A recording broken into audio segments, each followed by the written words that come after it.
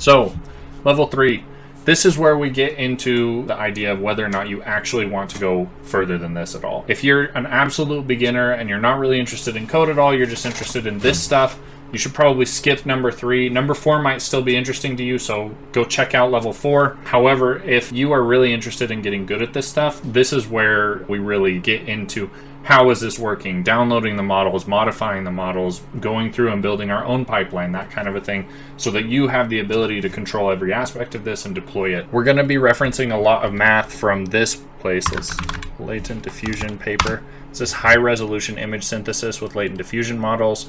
You can read the paper here, it's on archive.org. I strongly recommend you do if you have questions or if you're wondering where we're getting particular numbers from. The answer is here, we're getting them from right here. But let's start with our imports. So for level 3, we're going to need extra stuff. We want first off to create a couple of folders for ourselves where we can store things. We want first our models folder, and then second we're going to want our tokenizers folder. I'm going to show you guys exactly how you can download these models, and I'm even going to overwrite them. So I don't know why I did this. I'm actually going to just overwrite it right now. But let's get to this real quick actually. So from diffusers import, and these are the classes that we're going to need. Unit 2D oh, I just typed diffuser. From diffusers, unit 2D conditional model, autoencoder KL, and LMS discrete scheduler. From transformers, import clip text model and clip tokenizer. Import torch. Now we're going to use more than just AutoCast for this. From torch dot neural network, import functional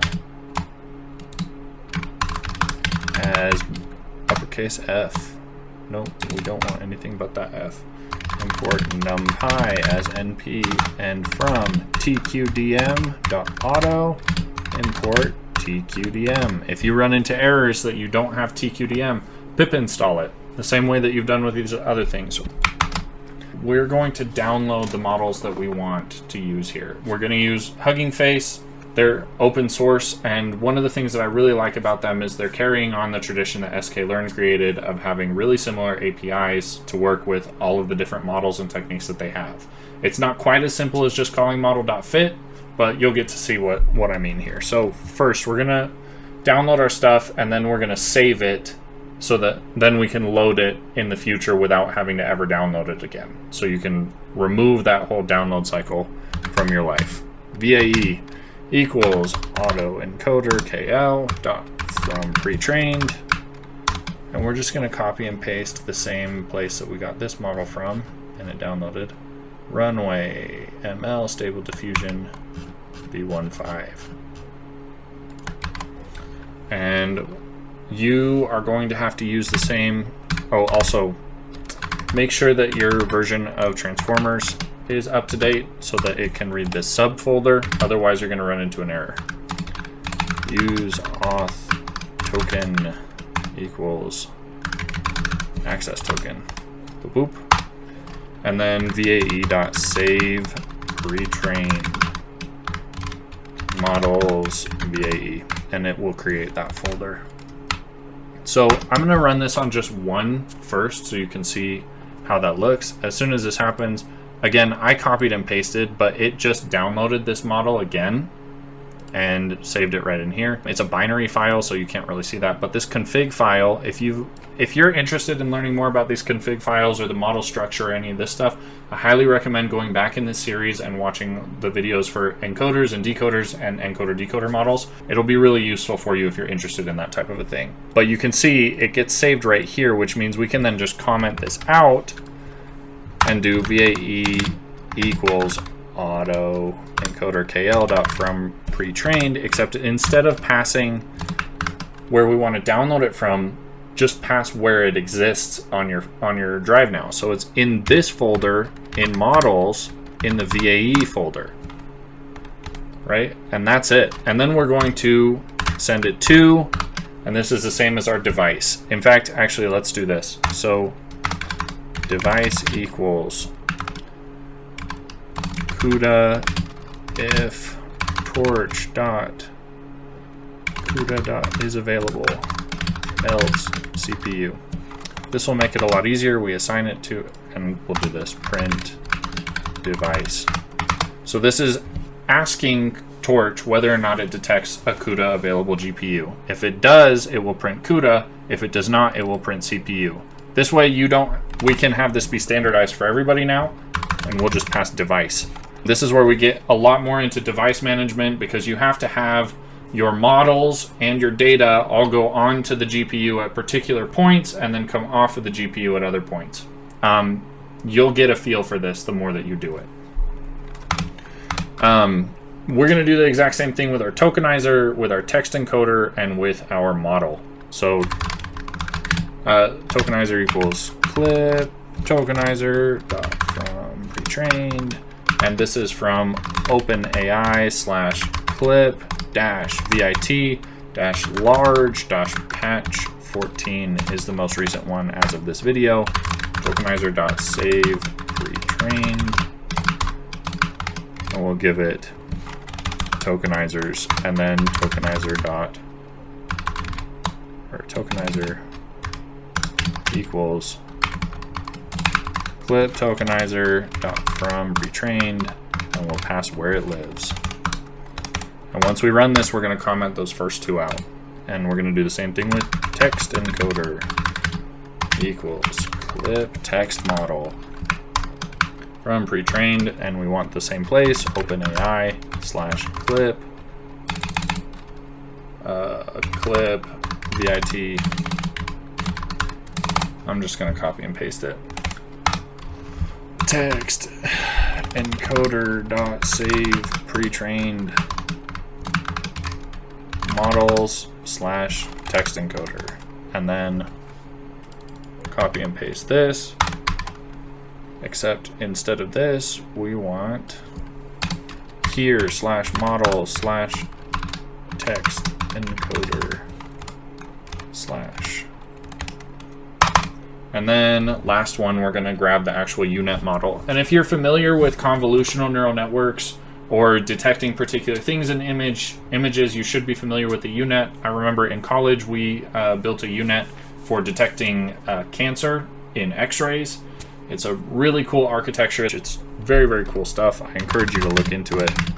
And model equals UNet 2D conditional model dot from pre-trained.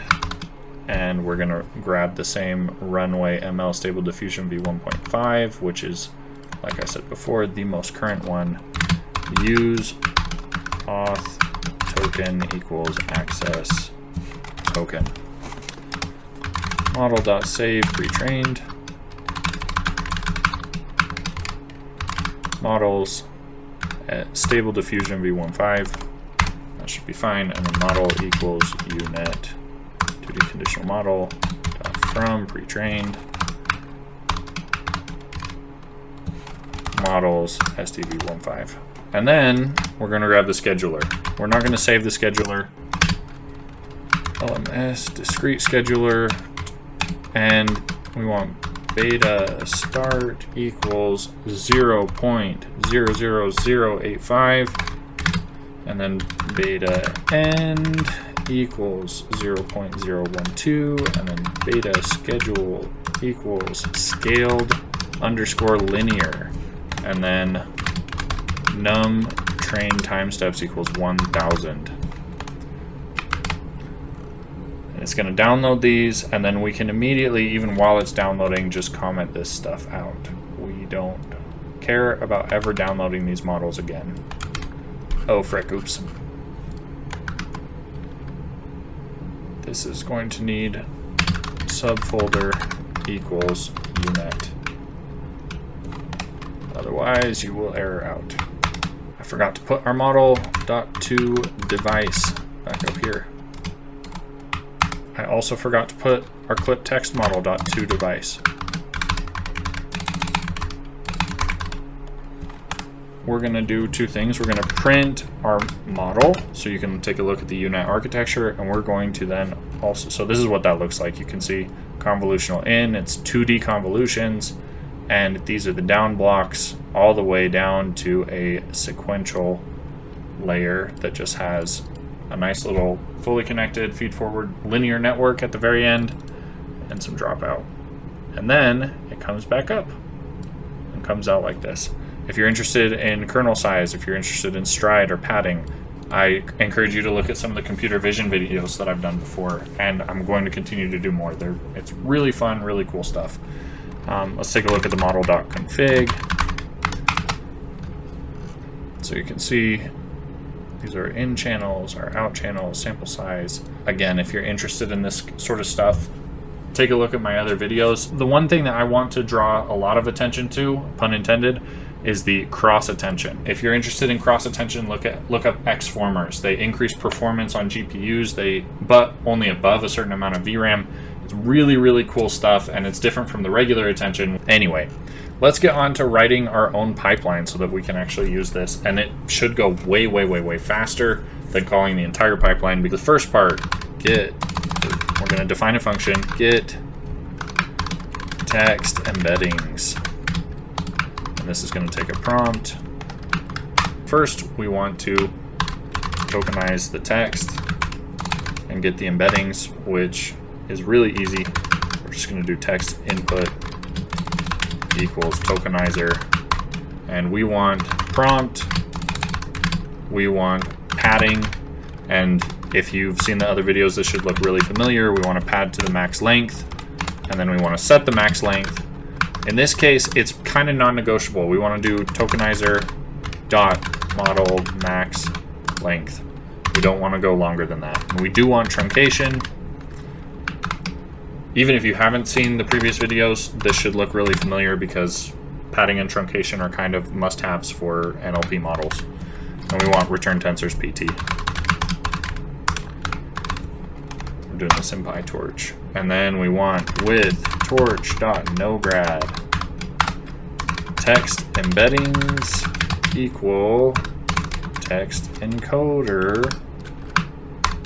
It's going to take the tokenized text input IDs to device, and we're just going to grab the first result. That should work great. And then we're going to do the exact same for unconditional embeddings.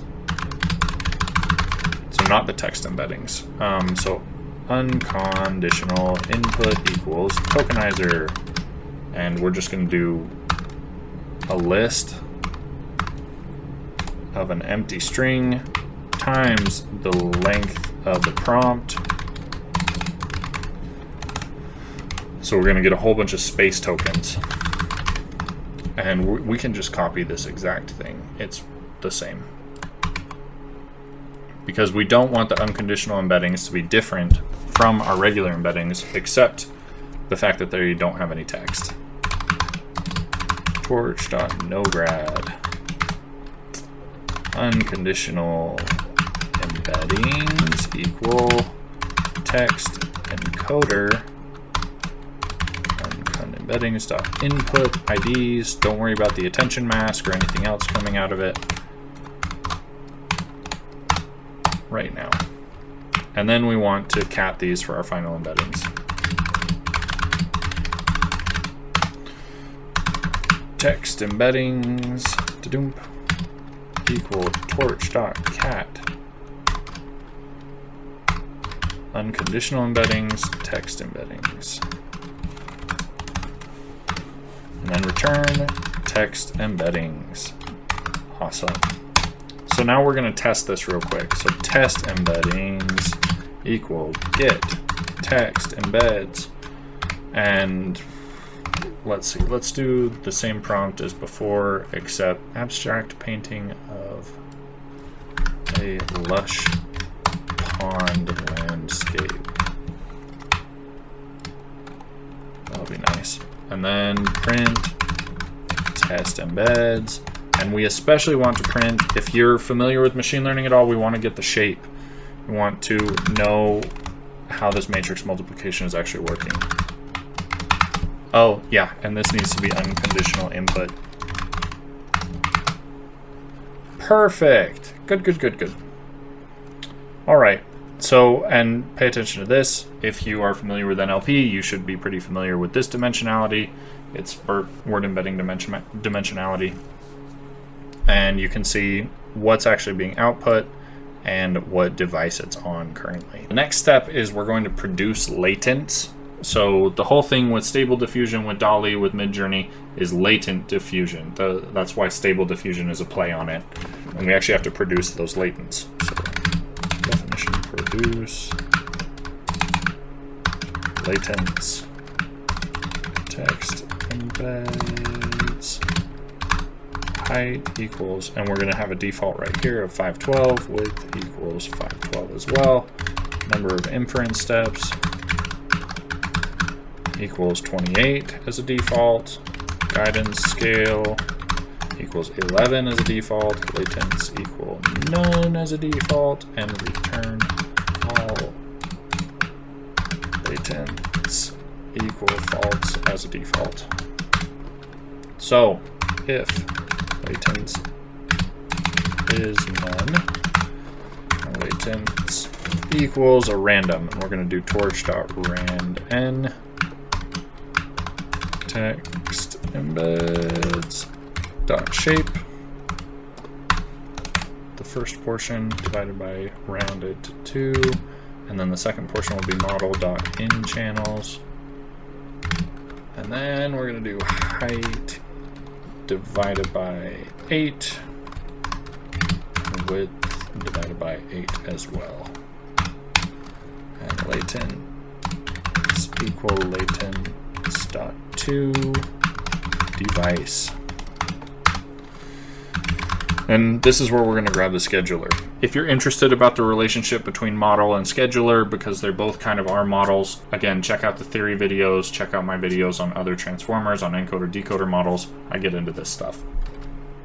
Scheduler dot set time steps as the number of inference steps, and latents equal latents times scheduler dot sigmas, and we'll take the first one.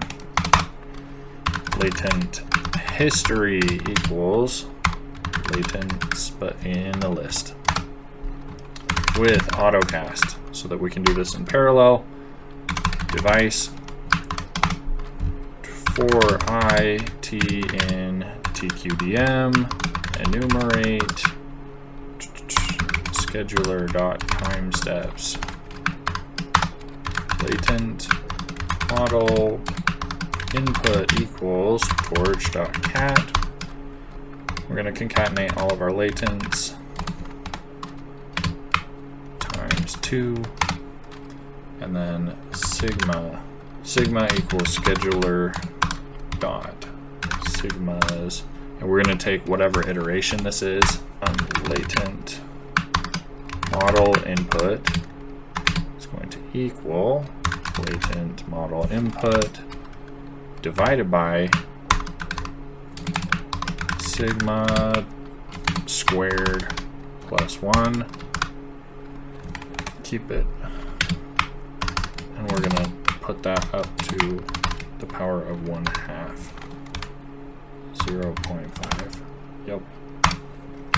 And then we're going to predict the noise residual, torch.nograd.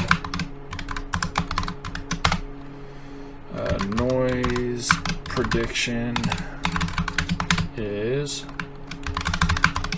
latent model input t encoder hidden states equal text embeddings, because we don't want the model we don't want the model training from nothing. We want to hand it some weights to work with in the beginning. That's why we downloaded the model that already existed, and we also downloaded the embeddings and the model used to create the embeddings. And then we're going to perform some guidance. Noise pred unconditional and noise pred text equal noise pred dot chunk 2, and noise pred equal noise noise spread unconditional plus our guidance scale, which is 11, times our noise spread text minus the unconditional embeddings.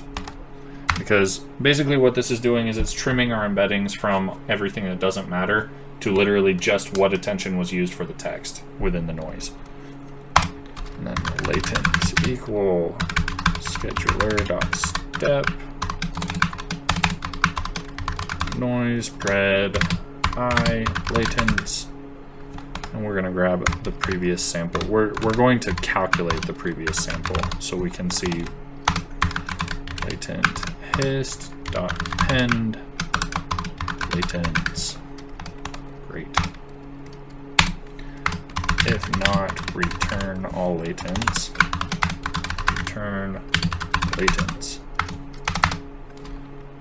All latents is going to equal torch dot cat latent history along dimension 0. Return all latents. And now we're going to test it. Produce latents, test embeddings. And then we're going to print test latent. And we're also going to print the shape so you can see how it changes. Nice, yeah. Next, we're going to decode it. And this is where a lot of those numbers appear that come straight out of the paper instead of being somewhere normal. We're going to comment this out. And here we go. Decode image latents into an image that we care about. Latents equal 1 divided by 0.18215 times latents. And with torch.noGradient, we want images equal, and this is our autoencoder, dot decode latents, and we want to take out of that the sample. Images equal images divided by 2 plus 0.5 dot clamp 0, 1, and then we're going to detach it.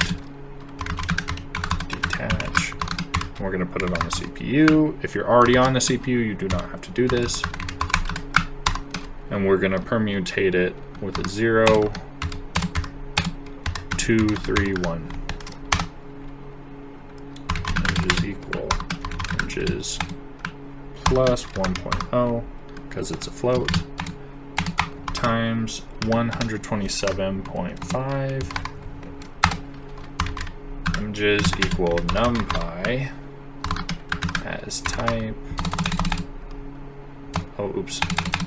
Images converted to numpy dot as type np dot int 8,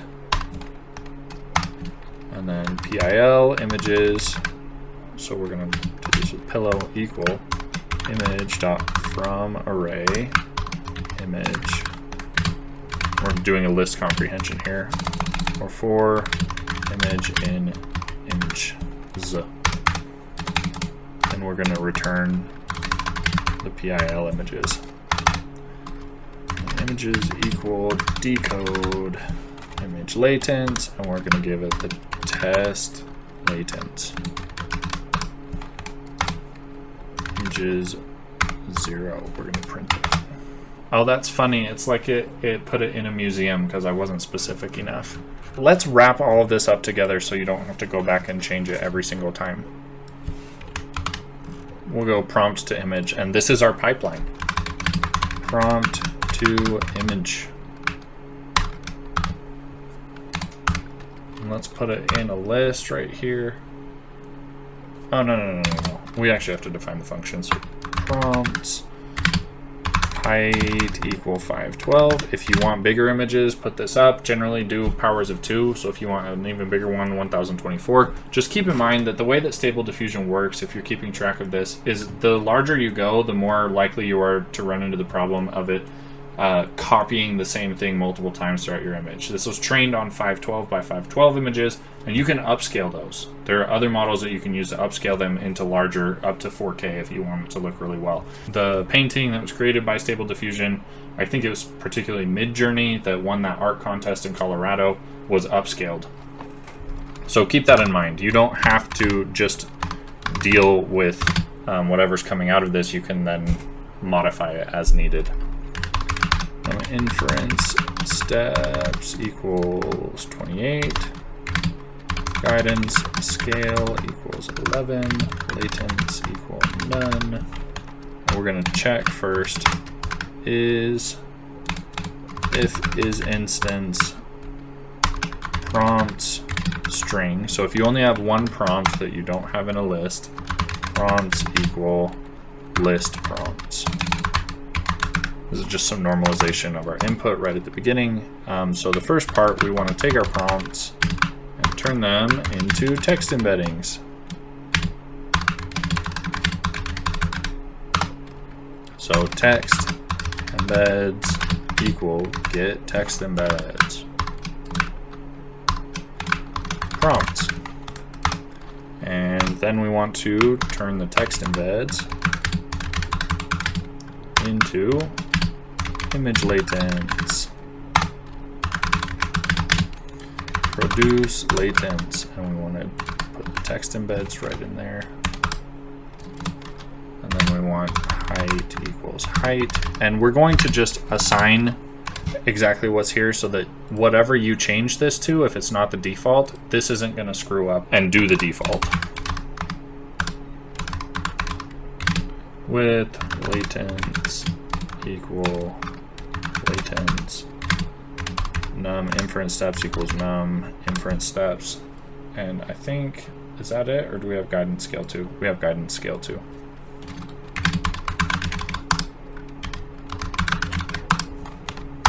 Perfect. And now we want to change our image latents into images by doing images equal decode image latents return images. Perfect. So now we can just say images equal prompt to image, and we can put in whatever we'd like here. So let's grab several of these and just see how it does on them.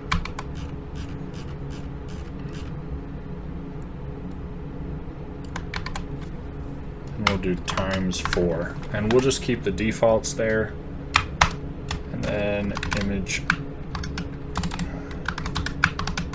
grid images rows equal 2, calls equal 2,